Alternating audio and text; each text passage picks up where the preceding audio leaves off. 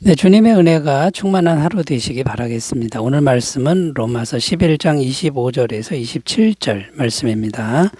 형제들아 너희가 스스로 지혜 있다 하면서 이 신비를 너희가 모르기를 내가 원하지 아니하노니 이 신비는 이방인의 충만한 수가 들어오기까지 이스라엘의 덜어는 우둔하게 된 것이라. 그리하여 온 이스라엘이 구원을 받으리라. 기록된 바 구원자가 시온에서 오사 야곱에게서 경건하지 않은 것을 돌이키시겠고 내가 그들의 죄를 없이 할 때에 그들에게 이루어질 내 언약이 이것이라 함과 같으니라. 아멘.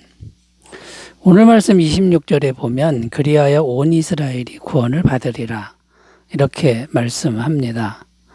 여기 온 이스라엘이 구원을 받으리라 했는데 이 말씀을 보면 무엇을 알 수 있느냐 하면 하나님의 마음을 알 수 있습니다. 하나님의 마음은 온 이스라엘이 구원을 받는 것이다. 이렇게 설명이 됩니다. 그러니까 하나님의 마음은 언제나 영원토록 이스라엘을 향해 있는 마음이다라는 겁니다. 자, 그런데 지금 이스라엘 백성들의 상태는 어떤 상태입니까? 마치 하나님께 버림받은 것 같은 상태입니다. 왜냐하면 이스라엘은 내버려 둔 것 같습니다. 구원이 없는 것 같고 이방인에게는 복음 전파가 활발하게 진행되면서 많은 사람들이 구원받고 있기 때문입니다. 자, 그런데 오늘 말씀의 내용은 하나님의 마음은 절대로 이스라엘 백성을 버린 것이 아니라는 겁니다. 하나님의 마음은 언제나 온 이스라엘이 구원받기를 바라는 마음이다 라고 말씀합니다. 그리고 지금 이스라엘을 내버려 두고 이방인들을 많이 구원하고 있는데 그것은 하나님의 신비다라고 말씀하고 있습니다.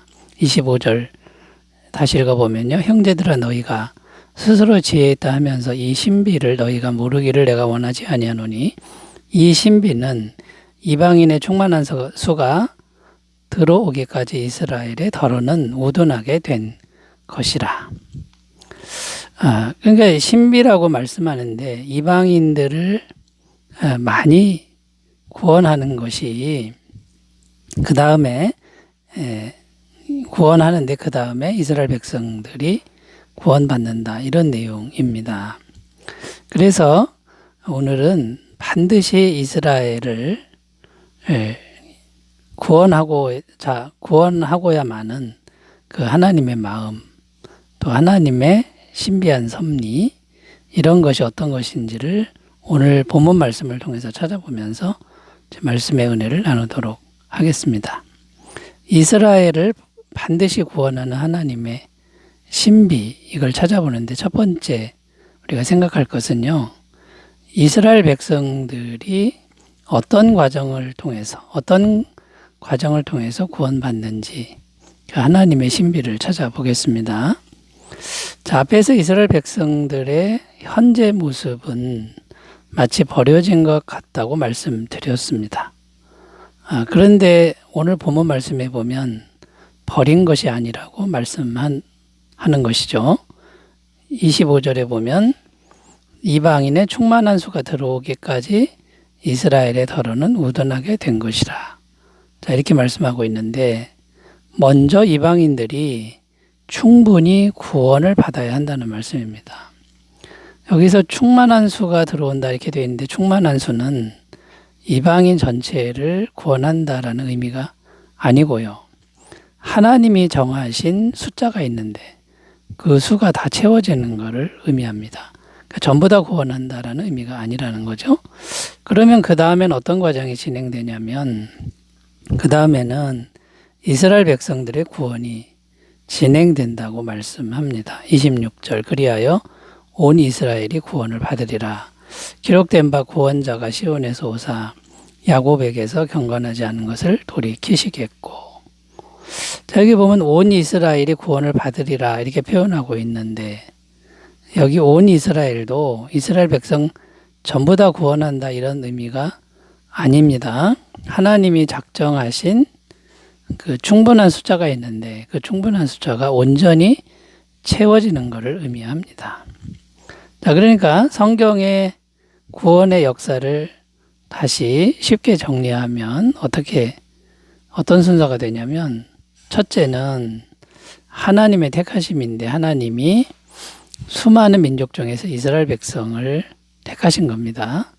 두 번째는 이스라엘이 하나님께 구원받는 길을 알지 못했습니다. 그 무지와 불순종, 이것 때문에 이제 이스라엘을 내버려 두고 이제 세 번째 이방인을 구원하시는 거다라는 겁니다.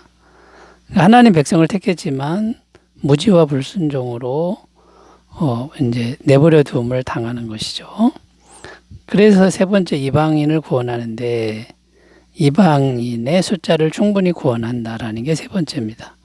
그 다음 넷째가 어떻게 되냐면 이제 이스라엘을 회개시키는 단계인데 이방인 숫자가 충분히 차면 그 다음에는 하나님께서 이스라엘 백성들에게 다시 오셔서 충분한 숫자를 회개시킨다. 그래서 구원하게 하신다라는 겁니다. 자, 여기서 우리가 알 수 있는 게 뭐냐면 하나님의 영원한 사랑하심을 알 수 있습니다. 이스라엘 백성들을 버린 것 같지만 버린 게 아닙니다. 잠시 기다리는 것이다라는 거고, 택하신 백성들을 영원히 끝까지 변함없이 사랑하시는 하나님의 마음을 알 수 있다라는 겁니다. 자, 그러므로 우리가 어떤 믿음을 가질 수 있습니까? 우리를 향한 하나님의 영원한 사랑하심을 알고 믿고 신뢰할 수 있다라는 것이죠. 자, 여러분, 이스라엘을 끝까지 구원하는 하나님의 그 마음을 오늘 우리들도 잘 믿고 신뢰하시기를 바라겠습니다. 자, 두 번째로 가보겠습니다. 이스라엘을 구원하는 하나님의 신비, 어떤 걸 생각해야 될까요? 하나님의 주권적인 은혜로 구원을 이루시는 신비다라는 겁니다. 자, 26절 읽습니다. 그리하여 온 이스라엘이 구원을 받으리라. 기록된 바 구원자가 시온에서 오사 야곱에게서 경건하지 않은 것을 돌이키시겠고. 자, 이 말씀에 보면 기록된 바 구원자가 시온에서 오사 야곱에게서 경건하지 않은 것을 돌이키시겠고 이렇게 기록하는데, 자, 이 말씀은 구약성경 이사야서 59장 20절 말씀의 인용입니다. 이사야 59장 20절 다시 읽으면요. 여호와의 말씀이니라. 구속자가 시온에 임하며 야곱의 자손 가운데서 죄가를 떠나는 자에게 임하리라. 자, 여기 보면 시온에 임하며 이런 표현이 나오는데, 원래 원어의 의미는 시온에 임한다 이게 아니라 시온을 위하여 오사 이렇게 되어 있습니다. 그러니까 이것은 시온을 위하여 온다, 이거는 이스라엘 백성들을 위하여 오시는 걸 의미하는데, 역사적으로 예수님의 초림을 의미합니다. 육신을 입고 이 땅에 오신 것을 의미하는 것이죠. 이건 이미 성취가 되었고요. 그런데 바울은 이사야 말씀을 인용해서 지금 예언하고 있는 겁니다. 뭘 예언하느냐? 예수님의 재림을 예언하고 있다는 겁니다. 그러니까 구원자가 시온에 임한다, 이제 이렇게 표현하고 있는데, 앞으로 이루어질 예수님의 재림을 의미한다라는 겁니다.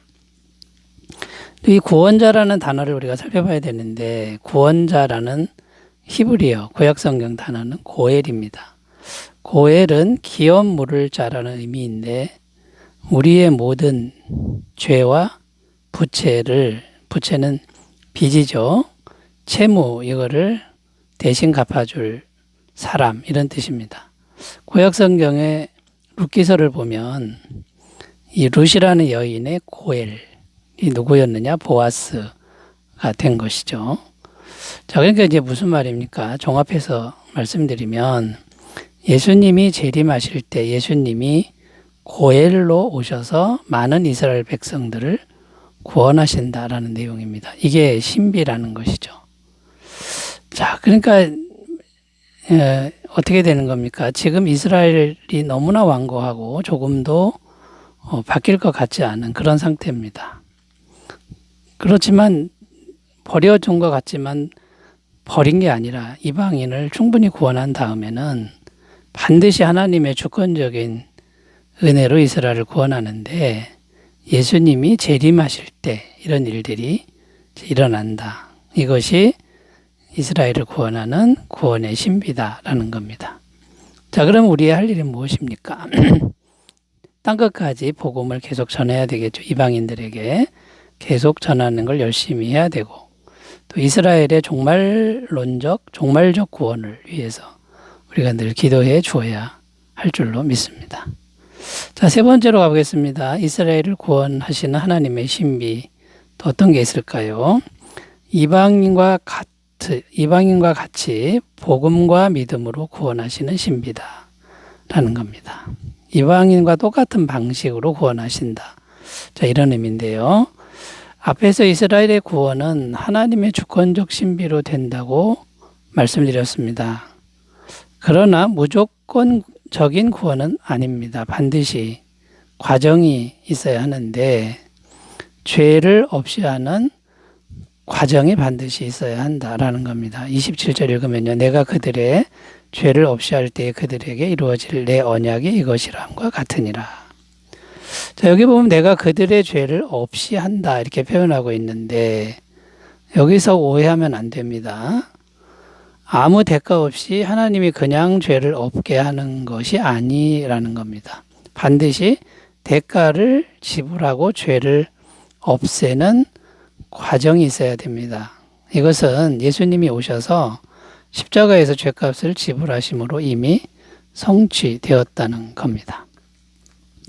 또 이어지는 말씀에 보면 내 언약이라는 표현이 나오는데 내 언약은 하나님의 언약인데 구체적으로 어떤 언약이냐면 이사야서 말씀에 또 나오는데요. 59장 21절입니다. 여호와께서 이르시되 내가 그들과 세운 나의 언약이 이러하니 곧 내 위에 나의 영과 내 입에 둔 나의 말이 이제부터 영원하도록 내 입에서와 내 후손의 입에서와 내 후손의 후손의 입에서 떠나지 아니하리라 하시니라 여호와의 말씀이니라.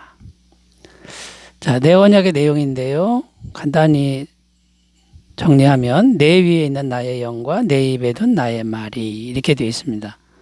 오늘날 성령님과 복음의 말씀을 의미합니다.